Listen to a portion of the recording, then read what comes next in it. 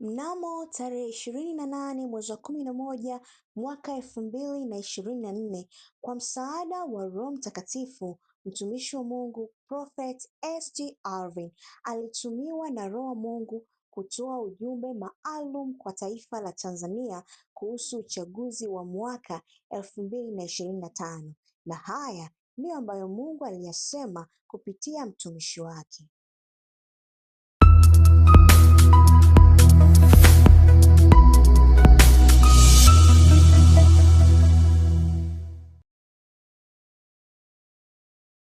First prophecy, unabii wa kwanza concerning our nation Tanzania, kuhusiana na taifa letu la Tanzania, concerning our election in 2025. kuhusiana na uchaguzi wa mwaka 2025. This is the message.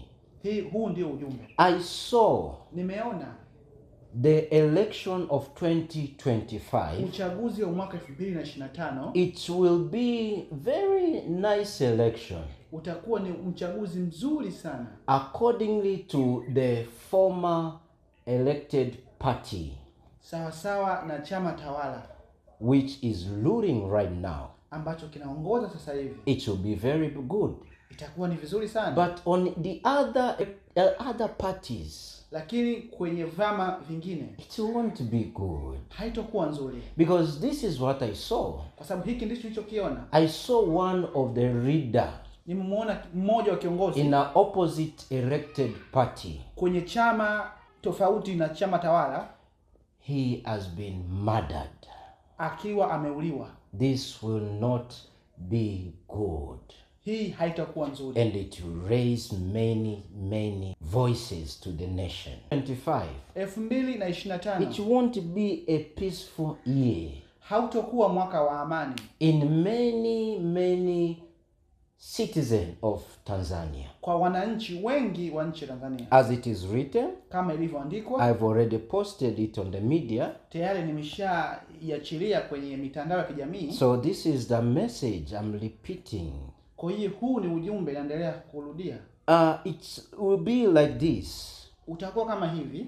Those who are elected, wale waliochaguliwa, and every citizen in this country, na kila mwananchi katika hii nchi, each and among of you, kila mmoja wao will have his own power. Atakuwa na nguvu yake binafsi. Each and everyone want to have his own power. Kila mtu atataka kuwa na nguvu yake binafsi.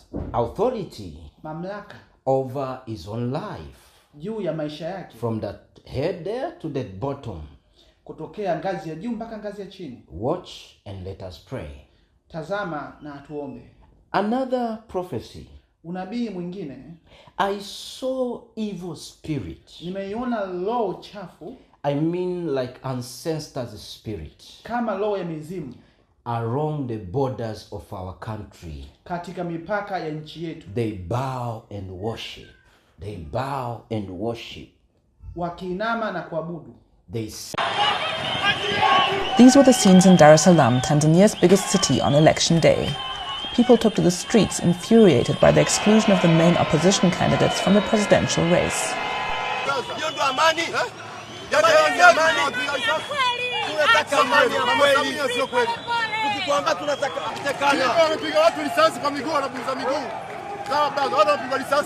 The number of injuries and reported deaths are still unconfirmed. Amidst the media blackout and the shutdown of internet and phone services, it was difficult to monitor the situation. People tore down election posters, attacked police stations, and destroyed ballot boxes. Reports of protests in other parts of the country also emerged.